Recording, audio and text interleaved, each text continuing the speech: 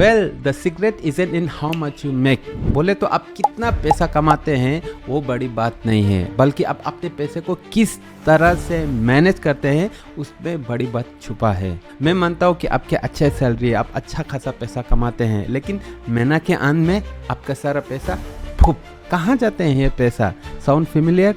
मैं आपके साथ एक सुपर सिंपल सिस्टम शेयर करने वाला हूँ जिसे 15-65-20 रूल कहते हैं। 20,000 कमाते हो या 2 लाख कमाते हो, this system will teach you how to manage your money like the 1%। Curious? चलो शुरू करते हैं। वेल द 15-65 रूल कहते हैं, मान लीजिए कि ये बार आपका इनकम है और आप अपने इनकम से 15% आप अपने के लिए सबसे पहले सेविंग करेंगे, और ये सेविंग 2 कारण से करेंगे। सबसे पहले पीस ऑफ माइंड और दूसरा to make your money work for you. पहले बात करते हैं peace of mind. After all हम कमाई क्यों करते हैं? सो दैट हम अपने मन में शांति ला सके, अपने लाइफ में सुकून ला सके, isn't it? But life throw unexpected surprises. मान लीजिए आप गाड़ी से जा रहे हैं, सडनली कोई आपको ठोक देते हैं, या अनएक्सपेक्टेड बड़े बड़े मेडिकल इमरजेंसी आ जाते हैं, या आपका वो दोस्त या किसी तरह का भी अनएक्सपेक्टेड इमरजेंसी आ जाते हैं। और इस तरह के सिचुएशन में आपके पास एक सेविंग का कुशन ना रहो तो ये लाइफ के सरप्राइजेस जो है एक फाइनेंशियल डिजास्टर बन सकते हैं। और इस तरह के डिजास्टर से बचने के लिए आपको ये ट्रिक करना होगा। बोले तो छोटे रूप से सबसे पहले आप इस 15% से अपने लिए एक महीने के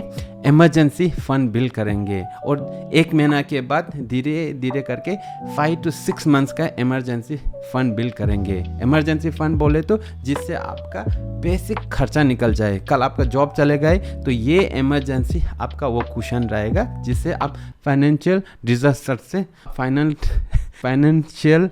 फाइनेंशियल डिजास्टर से बच सकते हैं। And the second step is to make your money work for you. Emergency fund create हो जाते हैं तो उसके बाद आप अपने 15% से अपने पैसा को इन्वेस्ट करेंगे कोई अच्छे जगह में, और ये इन्वेस्टमेंट जल्दी शुरू करना बहुत ही ज़रूरी है। जब आप जल्दी शुरू करते हैं ना, आपको एक बेनिफिट मिलते हैं, that is called the compounding benefit. So start early with this 15% and let the compounding magic do it's work. और आगे बढ़ते हुए रूल कहते हैं कि इस बार के इनकम से बाकी के 65% जो है आपके essential need, that is fundamental basic need के लिए खर्चा होना चाहिए, जिससे आपका मकान या रेंट चले, जिससे आपका खाना चले, ग्रोसरी चले, यूटिलिटीज, और इम्पोर्टेंटली आपका ट्रांसपोर्टेशन जो काम को जाने के लिए आपको खर्चा हो जाते हैं। इसमें एक ट्रिक है, क्योंकि आपका सैलरी तो कांस्टेंट रहने वाला नहीं, ये आगे बढ़ने वाला है। तो हम क्या करते हैं, एक मिस्टेक कर देते हैं, जैसे ही अपना इनकम बढ़ जाते हैं ना,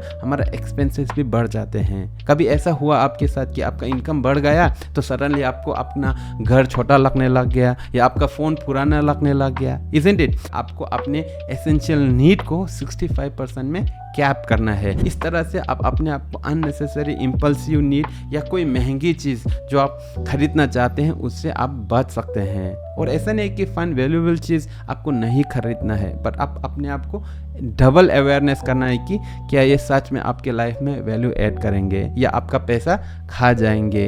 और रूल कहते हैं कि फाइनली ये जो आपकी इनकम से बाकी 20% बचे हैं ना, इसको आप अपने फन के लिए, बोले तो आप अपने मज़े के लिए खर्चा करना चाहिए। हाँ, आपने सही सुना, you need to use this 20% to add fun in your life. चाहे वो एक अपने दोस्तों का साथ लद्दाख का टूर या गोवा का टूर पेंडिंग है, उसके लिए आप खर्चा कर सकते हैं, या मूवी हो, या किसी तरह के अच्छे रेस्टोरेंट में जाके किसी को पार्टी देना हो, बर्थडे पार्टी हो, इस तरह के चीज़ों के लिए ये बाकी के 20%, that is guilt free spending. Ultimate हम इस तरह के पैसे क्यों कमाते हैं? So that we have fun in life, and I believe this is a very simple and fantastic proven system. आप अपने बजट को मैनेज कर सकते हैं। दोस्तों, अगर आपको ये वीडियो पसंद आया तो प्लीज़ एक सेकेंड लेके इस चैनल को ज़रूर सब्सक्राइब कीजिए।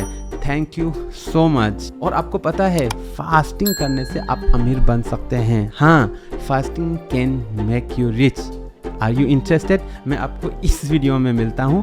प्लीज़ याद रखिए, अच्छे काम कीजिए, खुश रहिए, डू गुड, बी हैप्पी। नमस्ते।